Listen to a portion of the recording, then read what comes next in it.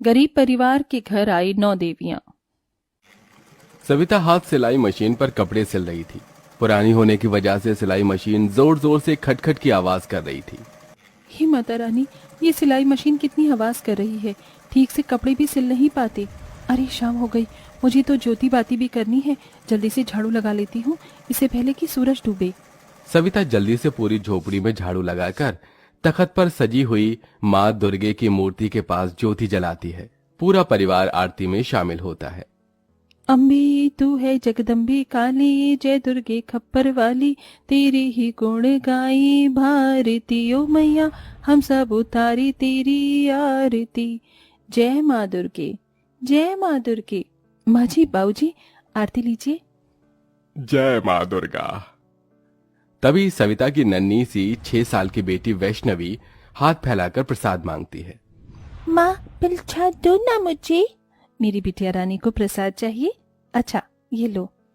ये का माँ बताची, तुम कभी माता रानी को मेवे मिठाई का भोग क्यों नहीं लगाती? पता है लोग मंदिर में माँ दुर्गे को महंगी महंगी मिठाई फल चढ़ाते हैं। ये सुनकर बूढ़ी कुंती ने कहा, माता रानी ने जितनी हैसियत जिसे दी है वो मेवे मक्खन का भोग लगाएगा ही, लेकिन माँ दुर्गा हमारे परिवार को दुख ही दिए जा रही है। नहीं सासू माँ, माता रानी कभी अपने भक्तों को दुख और कष्ट नहीं देती। माँ दुर्गा तो दया की मूरत है। लाख दुखों में भी गरीब दर्जी सविता की भक्ति माँ दुर्गा के प्रति एकदम सच्ची है। जब कभी उसके परिवार का विश्वास माँ दुर्गा के लिए डगमगाता तो वो माँ दुर्गा के लिए उनके मन में आस्था और प्रेम जगाती थी। परिवार में बूढ़े सास ससुर, पति मुरली था। सविता दिन दिन भर दर्जी का काम करके कपड़े सिलती, जिससे कपड़े सिलकर भी मिली ज्यादातर कमाई के पैसे वो माँ की पूजा प्रसाद में लगा दिया करती। सविता बहू, अब रहने भी दे, बाकी कपड़े कल सी लेना। तेरा देह नहीं थकता क्या? ये सवेरे की लगी है कपड़े सिलने को। माँ जी आप सो जाइए, अभी मुरली भी नहीं आए, उन्हें खाना खिलाना है। तभी मुरली थका हारा काम से घर आता है। अजी आ गए आप? हाथ मुंह धो लीजिए, मैं खाना लगाती हूँ। ठीक है सविता। ये लो जी, सब्जी तो थी ही नहीं, चटनी पीसी है, रोटी बनाई है, खा लो। जो भी है बहुत है सविता, लाओ दो। बढ़िया बना है सविता चटनी रोटी। सुनो जी, मालिक ने पैसे दिए क्या? कल से नवरात्रि शुरू है, घर में कलश रखना है। नहीं सविता, मालिक ने 1 रुपया नहीं दिया। इसी आस में दिन भर चिलचिलाती धूप में काम किया, ईंट बालू ढोया। ये सुनकर सविता चिंता में आ जाती है। उस वक्त तो सविता अपने पति मुरली के सामने चिंता नहीं जताती, लेकिन सबके सो जाने के बाद माँ दुर्गा की मूर्ति के आगे आंसू बहाती है। हे दुर्गा मैया, ये गरीब दुखियारीन दर्जी बहू किस तरह से कन्या पूजन करेगी और कैसे कलश बिठाएगी? क्या इस बार तो मेरे गरीब घर परिवार में नहीं आओगी? सविता किसी दूध छुड़ाए बच्चे की तरह बिलख बिलख कर सो जाती है। तभी सुबह के 6 बजे ही कोई उसका द्वार खटखटाता है। इतनी सुबह कौन होगा? सविता, ओ सविता, अरे दरवाजा खोलो। अरे ओ दर्जी सविता, दरवाजा खोलो। अरे मंदा जी, आप इतनी भोर को? हाँ, वो तुमने मेरे कपड़े सिले थे ना, तो उसके पैसे देने थे, वही देने आई हूँ, ये लो। जैसे ही मंदा गरीब दर्जी सविता के हाथों में पैसे रखती है तो उसकी आंखें डबडबा जाती हैं। बहुत बहुत धन्यवाद मंदा जी, धन्यवाद मैया, अब मैं इन पैसों से कलश बिठा पाऊंगी। सविता बाजार से मिट्टी के कलश, जौ, नारियल, चुनरी, फूल, प्रसाद लेती है। हे भगवान, सारे पैसे तो इन सब सामान में खर्च हो गए। मैया जी की नई मूर्ति और जोड़ी के लिए पैसे बचे ही नहीं। सविता व्यथित मन से सामान लेकर घर चली आई, जहां पूरा परिवार निर्जला नवरात्रि व्रत किए था। बहू सामान ले आई, चलो अब जल्दी से कलश स्थापना कर लेते हैं। मगर मूर्ति कहाँ है? माँ जी पैसे नहीं बचे। सविता अपने आंगन की मिट्टी से माँ दुर्गे की मूर्ति बनाती है, जिसके बाद पूरा परिवार कलश स्थापना करके 9 दिनों का नवरात्रि व्रत आरंभ करता है। पैरों का लाचार बूढ़ा जगमोहन बरसते आंसुओं की बौछार से विनती करता है, हे मैया, इस नवरात्रि के 9 दिन तक हमारे परिवार पर दया कृपा करना माँ। मैया जी, इस नवरात्रि में मेरे परिवार की गरीबी दुख दरिद्रता दूर करना। हे माता रानी, इन नवरात्रि के 9 दिन मुझे अपने 9 रूपों के दर्शन दिखाना माँ, यही इस गरीब भक्त की इच्छा है। जहां पूरा परिवार सुख समृद्धि की कामना करता है तो वहीं गरीब दर्जी सविता 9 देवी के दर्शन की इच्छा मांगती है। और इसके बाद ही वो भूखे प्यासे कपड़े सिलने में लग जाती है। देखते देखते शाम ढल जाती है और व्रत तोड़ने का समय हो जाता है। माँ, शाम हो गई, अब जल्दी से हमारे लिए कुछ बना दो ना। कब तक कपड़ी अच्छी होगी? तुम्हें भूख नहीं लगी का?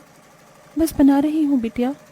कपड़े सिलना छोड़कर सविता सिलाई मशीन से उठकर रसोई में आती है और राशन के खाली पड़े डिब्बे को देखकर दुख में आ जाती है। हे माता रानी, घर में तो जरा सा भी कुछ नहीं है।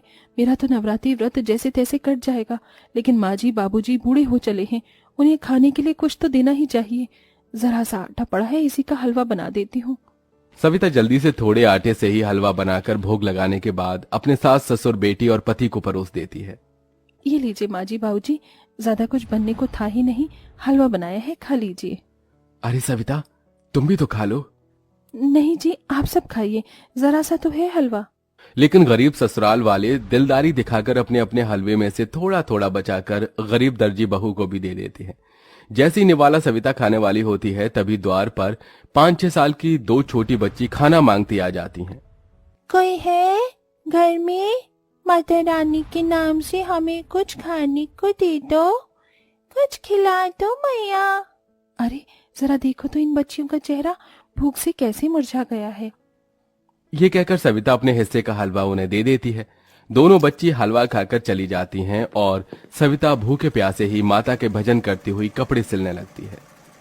हे नाम रे सबसे बड़ा तेरा नाम, ओ शेरों वाली ऊंचे महलों वाली, बिगड़ी बना दे मेरी आज रात रे। हे बस माता रानी, मेरे परिवार पर दया रखना। मैं खाऊं चाहे ना खाऊं, मेरा परिवार इस नवरात्रि में भूखे ना रहने पाए। हम पूरी श्रद्धा भक्ति से आपकी नवरात्रि कर पाए। इसी तरह से दिन गुजरते हैं और हर दिन उस गरीब दर्जी बहू के दरवाजे पर कोई ना कोई छोटी बच्ची आकर खाना मांगती।